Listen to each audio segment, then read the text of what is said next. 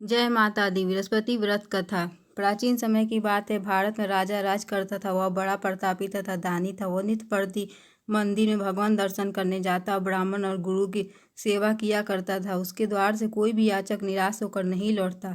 वह प्रत्येक गुरुवार को व्रत रखता था एवं पूजन करता था। हर दिन गरीबों की सहायता करता था, परंतु यह सब बातें उसकी रानी को अच्छी नहीं लगती थी। वह न व्रत करती और न किसी को एक पैसा भी दान में दिया करती थी। वह राजा को भी ऐसा करने को मना किया करती थी। एक समय की बात है कि राजा जब शिकार खेलने वन को चले गए तो घर पर रानी और दासी थी। उस समय गुरु बृहस्पति साधु का रूप धारण कर दरवाजे पर भिक्षा मांगने आए। साधु ने रानी से भिक्षा मांगी तो कहने लगे कि हे साधु महाराज, मैं इस दान पुण्य से तंग आ गई हूँ। इस कार्य के लिए तो मेरे पति देव ही बहुत है। अब आप ऐसी कृपा करें कि सारा धन नष्ट हो जाए तथा मैं आराम से रह सकूं। साधु रूपी बृहस्पति देव ने कहा कि हे देवी, तुम बड़ी विचित्र हो। संतान और धन से कोई दुखी नहीं होता, इसको तो सभी चाहते हैं। पापी पुत्र और धन की इच्छा करता है। अगर तुम्हारे पास धन अधिक है तो तुम भूखे मनुष्य को भोजन कराओ, प्याऊ लगवाओ, ब्राह्मणों को दान दो तथा धर्मशालाएं बनवाओ, कुआं, तालाब, बावड़ी, बाग बगीचे आदि का निर्माण करवाओ तथा निर्धनों की कुंवारी कन्या का विवाह करवाओ। साथ ही यज्ञ आदि करो। इस प्रकार के कर्मों से आपके कुल, आपका नाम परलोक में सार्थक होगा एवं स्वर्ग की प्राप्ति होगी। परंतु रानी साधु की इन बातों से खुश नहीं। उसने कहा कि हे साधु महाराज, मुझे ऐसे धन की आवश्यकता नहीं जिसको मैं अन्य लोगों को दान दूं तथा जिसको रखने और संभालने में सारा समय नष्ट हो जाए। साधु ने कहा, हे देवी, यदि तुम्हारी ऐसी इच्छा है तो तुम्हें जैसा बताता हूँ वैसा ही करना। बृहस्पतिवार के दिन घर को गोबर से लिपना, अपने केसों को पीली मिट्टी से धोना, केसों को धोते समय स्नान करना, राजा से कहना कि हजामत करवाए, भोजन में मांस मदिरा खाना, कपड़ा धोबी के यहाँ धुलने देना। इस प्रकार 7 बृहस्पतिवार करने से तुम्हारा धन नष्ट हो जाएगा। यह कहकर साधु महाराज रूपी बृहस्पति देव अंतर्धान हो गए। रानी ने साधु के कहने के अनुसार 7 बृहस्पतिवार तक वैसे ही करने का विचार किया। साधु के बताए अनुसार कार्य करते हुए केवल 3 बृहस्पतिवार ही बीते थे कि समस्त धन संपत्ति नष्ट हो गई। भोजन के लिए दोनों समय परिवार तरसने लगा, सांसारिक भोगों से दुखी रहने लगा। तब वह राजा रानी ने कहने लगे कि हे रानी, तुम यहाँ पर रहो, मैं दूसरे देश जाता हूँ, क्योंकि यहाँ पर मुझे सभी मनुष्य जानते हैं, इसलिए मैं कोई कार्य नहीं कर सकता। अब मैं परदेश जा रहा हूँ, वहाँ कोई काम धंधा करूँगा, शायद हमारे भाग्य बदल जाए। ऐसा कहकर राजा परदेश चला गया। वह वहाँ से जंगल से लकड़ी काट कर लाता, शहर में बेचता। इस तरह जीवन व्यतीत करने लगा। इधर राजा के बिना रानी और दासियाँ दुखी रहने लगी। किसी दिन भोजन मिलता और किसी दिन जल पीकर ही रह जाती। एक समय रानी और दासियों को 7 दिन बिना भोजन के व्यतीत करना पड़ा तो रानी ने अपनी दासी से कहा कि हे दासी, यहाँ पास के नगर में मेरी बहन रहती है। वह बड़ी धनवान है। तुम उसके पास जा, वहाँ से 5 सेर बेजर मांग कर ले आ, जिससे कि कुछ समय के लिए गुजारा हो जाएगा। दासी रानी की बहन के पास गई। रानी की बहन उस समय पूजा कर रही थी। बृहस्पतिवार का दिन था। दासी ने रानी की बहन से कहा कि हे रानी, मुझे आपकी बहन ने भेजा है, मुझे 5 सेर बेजर दे दो। दासी ने यह बात अनेक बार कही, परंतु रानी की बहन ने कोई उत्तर नहीं दिया, क्योंकि उस समय वह बृहस्पतिवार की कथा सुन रही थी। जब दासी को रानी की बहन से कोई उत्तर नहीं मिला तो वह बहुत दुखी हुई। उसे क्रोध भी आया। वह लौटकर रानी से बोली कि हे रानी, आपकी बहन बहुत घमंडी है। वह तो छोटे लोगों से बात भी नहीं करती। मैंने उसे कहा तो उसने कोई उत्तर नहीं दिया। मैं वापस चली आई। रानी बोली कि हे दासी, इसमें उसका कोई दोष नहीं है। जब बुरे दिन आते हैं तो कोई सहारा नहीं देता। अच्छे बुरे का पता तो विपदे में ही लगता है। जो ईश्वर की इच्छा होगी वही होगा। यह सब हमारे भाग का दोष है। उधर रानी की बहन ने सोचा कि मेरी बहन की दासी आई थी, परंतु मैं उससे कुछ नहीं बोली, इससे वह बहुत दुखी हुई होगी। अतः कथा सुन विष्णु भगवान का पूजन समाप्त कर वह अपनी बहन के घर आई। कहने लगी कि हे बहन, मैं बृहस्पतिवार का व्रत कर रही थी। तुम्हारी दासी हमारे घर गई थी, परंतु जब तक कथा होती है तब तक लोग ना उठते हैं ना बोलते हैं, इसलिए मैं नहीं बोली। कहो दासी, क्यों गई थी? रानी बोली कि बहन, हमारे घर अनाज नहीं था। वैसे तो तुमसे कोई बात छिपी नहीं है, इस कारण मैंने दासी को तुम्हारे पास 5 सेर बेजर लेने के लिए भेजा था। रानी की बहन बोली कि बहन देखो, बृहस्पति भगवान सबकी मनोकामना पूर्ण करते। देखो, शायद तुम्हारे घर में अनाज रखा हो। यह सुनकर दासी घर के अंदर गई तो वहाँ से उसे घड़ा बेजर का भड़ा मिल गया। उसे बड़ी हैरानी हुई, क्योंकि उसने एक एक बर्तन देख लिया था। उसने बाहर आकर बोली, रानी को बताया कि दासी अपनी रानी से कहने लगी कि हे रानी देखो, वैसे तो हमको अन्न नहीं मिलता, तो हम रोज ही व्रत करते हैं। अगर इनसे व्रत की विधि पूछ लें तथा कथा पूछ ली जाए तो उसे हम किया भी करेंगे। दासी के कहने पर रानी ने अपनी बहन से बृहस्पतिवार के व्रत के बारे में पूछा। उसकी बहन ने बताया कि हे रानी बहन, बृहस्पतिवार को सूर्योदय से पूर्व उठकर स्नान करके बृहस्पतिवार को व्रत करना चाहिए, लेकिन उस दिन सिर नहीं धोना चाहिए। बृहस्पतिवार के व्रत में चने की दाल और मुनक्का से विष्णु भगवान का केले के वृक्ष की जड़ में पूजन करे तथा दीपक जलावे। उस दिन एक ही समय भोजन करे। भोजन पीले खाद्य पदार्थ का करे तथा कथा सुने। इस प्रकार करने से गुरु भगवान प्रसन्न होते हैं, अन्य पुत्र धन देते, मनोकामना पूर्ण करते हैं। व्रत एवं पूजन की विधि बताकर रानी की बहन अपने घर लौट गई। रानी और दासी दोनों ने निश्चय किया कि बृहस्पति देव भगवान का पूजन जरूर करेंगी। 7 दिन बाद जब बृहस्पतिवार आया तो उन्होंने व्रत रखा। गुरुद्वार में जाकर चना और गुड़ बीन लाई तथा उसकी दाल से केले की जड़ तथा विष्णु भगवान का पूजन किया। अब भोजन पीला कहाँ से आए? दोनों बड़ी दुखी हुई, परंतु उन्होंने व्रत किया था, इस कारण बृहस्पति देव भगवान प्रसन्न थे। एक साधारण व्यक्ति के रूप में वे 2 थालों में सुंदर पीला भोजन लेकर आए और दासी को देकर बोले कि हे दासी, यह भोजन तुम्हारे और रानी के लिए है, तुम दोनों भोजन करना। भोजन पाकर दासी बड़ी प्रसन्न हुई। रानी बोली कि रानी जी भोजन कर लो। रानी बोली कि भोजन आने के बारे में रानी को कुछ पता नहीं था, इसलिए वह दासी से बोली जा तू ही भोजन कर, क्योंकि तू हमारी व्यर्थ में हंसी उड़ाती है। दासी बोली कि एक व्यक्ति भोजन दे गया है। रानी कहने लगी कि वह भोजन तेरे लिए ही दे गया होगा, तू ही भोजन कर। दासी ने कहा कि वह व्यक्ति हम दोनों के लिए 2 थालों में भोजन दे गया, इसलिए मैं और आप दोनों ही साथ साथ भोजन करेंगी। दोनों ने गुरु भगवान को नमस्कार कर भोजन प्रारंभ किया। उसके बाद से वे प्रत्येक बृहस्पतिवार को गुरु भगवान का व्रत एवं पूजन करने लगी। बृहस्पति भगवान की कृपा से उनके पास धन हो गया, परंतु रानी फिर पहले की तरह आलस करने लगी। तब दासी बोली कि देखो रानी, तुम पहले भी इस प्रकार से आलस्य करती थी, तुम्हें धन को रखने में कष्ट होता था, इस कारण सभी धन नष्ट हो गया। अब गुरु भगवान की कृपा से तुम्हें धन मिला है तो फिर आलस्य होता है। बड़ी मुसीबतों के बाद तो हमने धन पाया है, इसलिए हमें दान पुण्य करना चाहिए। तुम भूखे मनुष्य को भोजन कराओ, प्याऊ लगवाओ, ब्राह्मणों को दान दो, कुआं तालाब बावड़ी आदि का निर्माण कराओ, मंदिर पाठशाला बनवाकर दान दो, कुंवारी कन्याओं का विवाह कराओ, धन को शुभ कार्यों में खर्च करो, जिससे कि तुम्हारे कुल का यश बढ़े तथा स्वर्ग प्राप्त हो और प्रीत प्रसन्न हो। दासी की बात मानकर रानी ने इस प्रकार के कर्म करने प्रारंभ किए, जिससे उनका काफ़ी यश फैलने लगा। एक दिन रानी और दासी आपस में विचार करने लगी कि ना जाने राजा किस दशा में होंगे, उनकी कोई खोज खबर नहीं है। गुरु भगवान से उन्होंने प्रार्थना की। भगवान ने रात्रि में राजा को स्वप्न में कहा, हे राजा उठ, तेरी रानी तुझको याद करती, अब अपने देश को लौट जा। राजा प्रातःकाल उठकर जंगल से लकड़ियाँ काटकर लाने के लिए जंगल की ओर चल पड़ा। जंगल से गुजरते उसने सोचने लगा कि रानी की गलती से उसे कितने दुख भोगने पड़े। राजपाट छोड़कर उसे जंगल में आकर रहना पड़ा। जंगल से लकड़ियाँ काटकर उन्हें बेचकर गुजारा करना पड़ा। उसी समय जंगल में बृहस्पति देव साधु का रूप धारण कर आए और राजा के पास आकर बोले कि हे लकड़े, तुम सुनसान जंगल में किस चिंता में बैठे हो, मुझे बतलाओ। यह सुन राजा के नेत्रों में जल भर आया। साधु की वंदना कर बोला कि हे प्रभु, आप सब कुछ जानने वाले। इतना कहकर राजा ने साधु को अपनी संपूर्ण कहानी सुना दी। महात्मा दयालु होते वे राजा से बोले कि हे राजा, तुम्हारी पत्नी ने बृहस्पतिवार के प्रति अपराध किया था, जिसके कारण तुम्हारी यह दशा हुई। अब तुम किसी प्रकार की चिंता मत करो, भगवान तुम्हें पहले से अधिक धन देंगे। देखो, तुम्हारी पत्नी ने बृहस्पतिवार का व्रत करना प्रारंभ कर दिया है।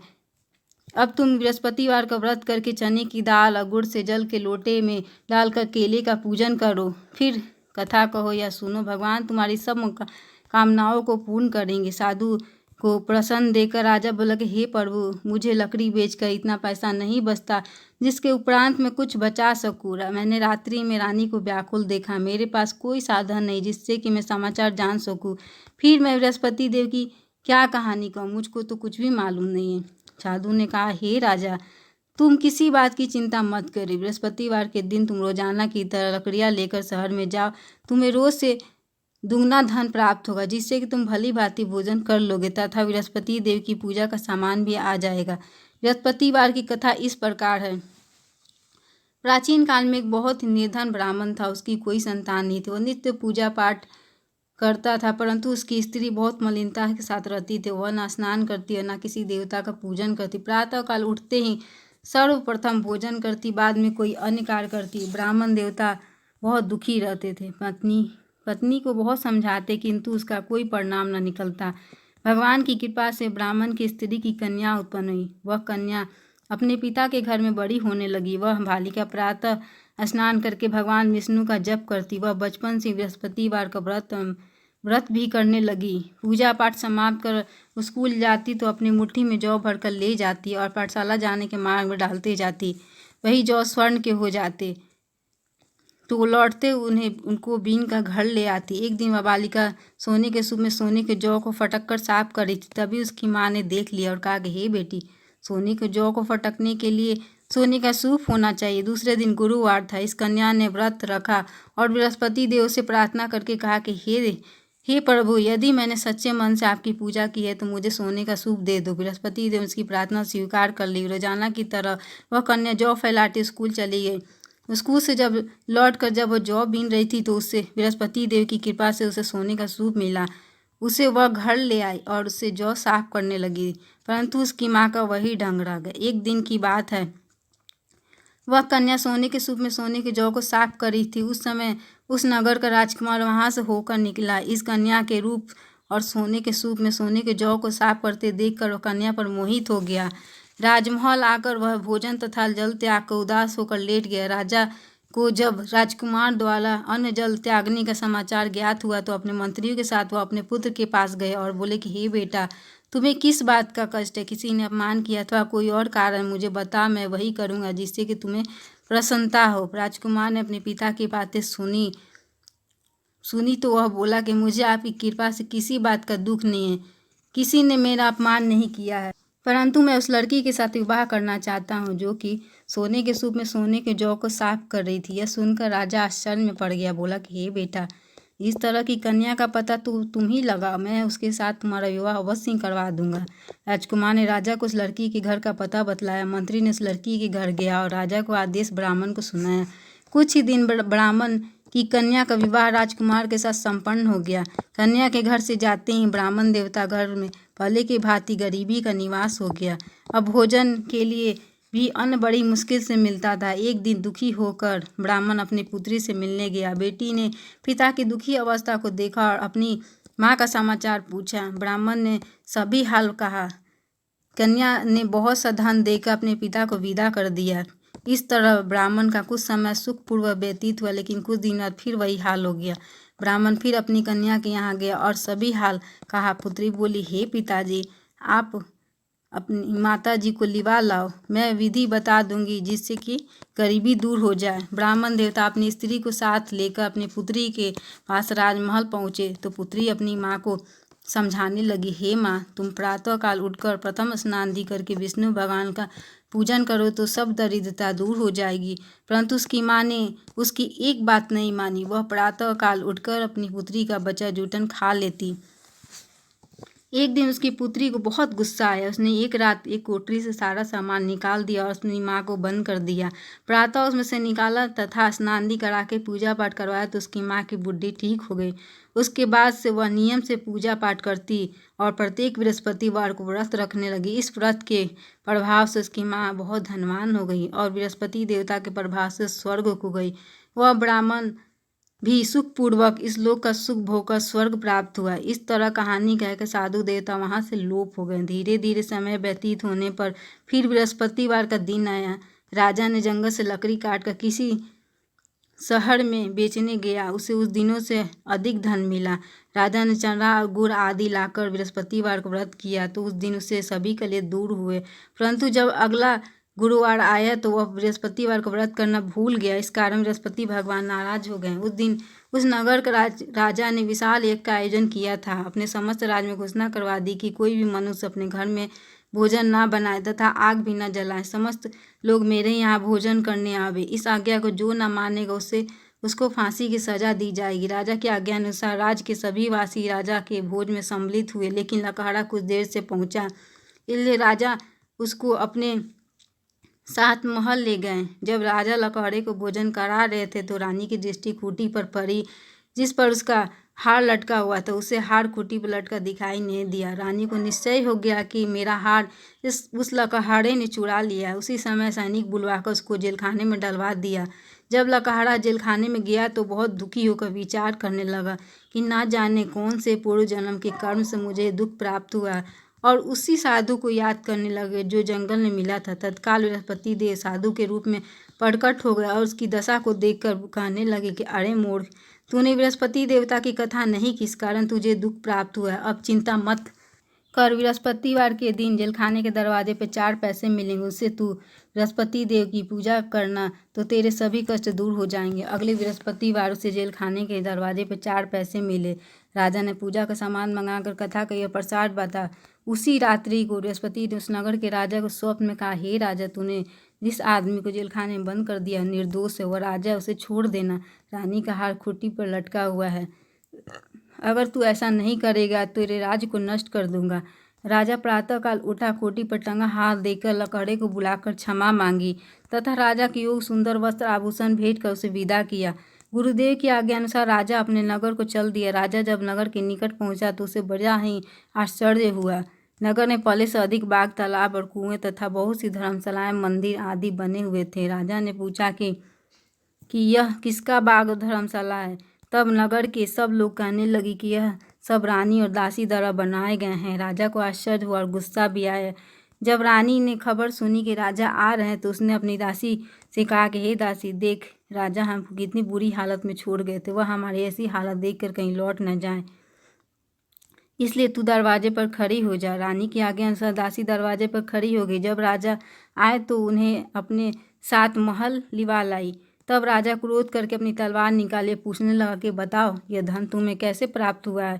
तब रानी ने बताया कि हमें यह सब धन बृहस्पति देव के व्रत के प्रभाव से प्राप्त हुआ है। राजा ने तब निश्चय किया कि 7 रोज बाद तो सभी बृहस्पति देव का पूजन करते हैं, परंतु मैं रोजाना दिन में 3 बार कथा कहा करूँगा तथा रोज व्रत किया करूँगा। अब हर समय राजा के दुपट्टे में चांदी की दाल बंधी रहती थी तथा दिन में 3 बार वह कथा कहता। एक रोज राजा ने विचार किया कि चलो अपनी बहन के यहाँ हो आवे। इस तरह निश्चय कर घोड़े पर सवार होकर अपनी बहन के यहाँ चल दिया। मार्ग में उसने देखा कि कुछ आदमी एक मुर्दे को लिए जा रहे। उन्होंने रुककर राजा ने कहने लगा कि अरे भाइयों, मेरी बृहस्पतिवार की कथा सुन लो। वे बोले, लो, हमारा तो आदमी मर गया, इसको अपनी कथा की पड़ी है। परंतु कुछ आदमी बोले कि अच्छा कहो, हम तुम्हारी कथा भी सुनेंगे। राजा ने दाल निकाली और कथा कहनी शुरू कर दी। जब कथा आधी हुई तो मुर्दा हिलने लगा। जब कथा समाप्त हुई तो राम राम करते हुए मुर्दा खड़ा हो गया। राजा आगे बढ़ा। उसे चलते चलते शाम हो गई। आगे मार्ग उसने किसान को खेत में हल चलाता मिला। राजा उससे बोला कि अरे भाइयों, तुम मेरी बृहस्पतिवार की कथा सुन लो। किसान बोला कि जब तक मैं तेरी कथा सुनूंगा तब तक मैं 4 हड़ैया जोत लूँगा, जा अपनी कथा किसी और को सुनाना। राजा आगे चलने लगा। राजा के हटते ही बैल पछाड़ कर गिर गया तथा किसान के पेट में बहुत जोर से दर्द होने लगा। उसी समय किसान की पत्नी रोटी लेकर आई।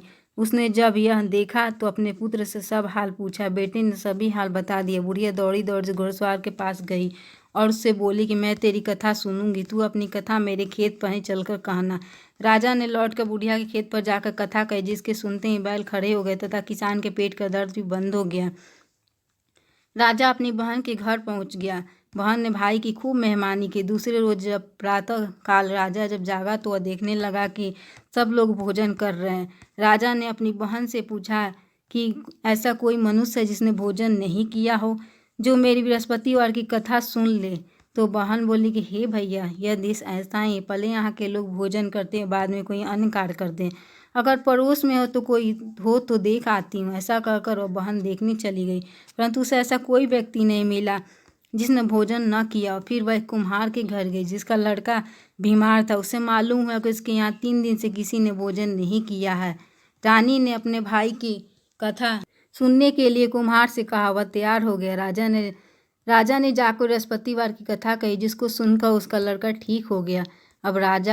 अब तो राजा की प्रशंसा होने लगी। एक दिन राजा ने अपनी बहन से कहा, हे बहन, मैं अपने घर जाऊंगा, तुम भी तैयार हो जा। राजा की बहन ने अपने सास से अपने भाई के साथ जाने की आज्ञा मांगी। सास बोली कि चली जा, परंतु अपने लड़कों लोग को मत ले जाना, क्योंकि तेरे भाई को कोई संतान नहीं होती। बहन ने अपना भाई से कहा कि हे भैया, मैं तो चलूंगी, परंतु कोई बालक लोग नहीं जाएगा। राजा ने कहा, जब कोई बालक ही नहीं चलेगा तो तुम जाकर क्या करोगे? दुखी मन से राजा ने अपनी नगर को लौट आया। राजा ने अपनी रानी से कहा कि हम निसंतान, इसलिए कोई हमारे घर आना पसंद नहीं करता। इतना कहकर बिना भोजन आदि किए सास्या पर लेट गया। रानी बोली कि हे प्रभु, बृहस्पति देव ने हमें सब कुछ दिया, वे हमें संतान अवश्य देंगे। उसी रात बृहस्पति देव ने राजा को स्वप्न में कहा, हे राजा, उठ, सभी सोच त्याग दे, तेरी रानी गर्भवती है। राजा को यह जानकर बड़ी खुशी हुई। 9वें महीने में रानी के गर्भ से एक सुंदर सा पुत्र पैदा हुआ। जब राजा की बहन ने शुभ समाचार सुना तो वह बहुत खुश हुई तथा बधाई लेकर अपने भाई के यहाँ आई। तभी रानी ने कहा, घोड़ा चढ़कर नहीं आई, गधा चढ़ी आई। राजा की बहन बोली कि भाई, मैं इस प्रकार न कहती तो तुम्हें औलाद कैसे मिलती। बृहस्पति देव ऐसे ही हैं, जिसके मन में जो कामनाएं रहती हैं सभी को पूर्ण करते। जो सद्भावना पूर्वक बृहस्पतिवार का व्रत करता है एवं कथा पढ़ता अथवा सुनता और दूसरों को सुनाता है, बृहस्पति देव उसकी सभी मनोकामनाएं पूर्ण करते हैं। बृहस्पति देव उनकी सदैव रक्षा करते हैं। जो संसार में सद्भावना व सच्चे हृदय से बृहस्पति देव का पूजन करते हैं, उसकी सभी मनोकामनाएं उसी प्रकार पूर्ण होती जैसे रानी और राजा ने बृहस्पति देव की कथा का गुणगान किया। उनकी सभी इच्छाएं बृहस्पति देव ने पूर्ण की। अनजाने में बृहस्पति देव की अपेक्षा ना करें, ऐसा करने से सुख शांति नष्ट हो जाती है। सभी को कथा सुनने के बाद उनका प्रसाद लेना चाहिए। मनुष्य को हृदय से उनका मनन करते हुए जयकारा करना चाहिए। बोलो बृहस्पति भगवान की जय, बोलो श्री विष्णु भगवान की जय।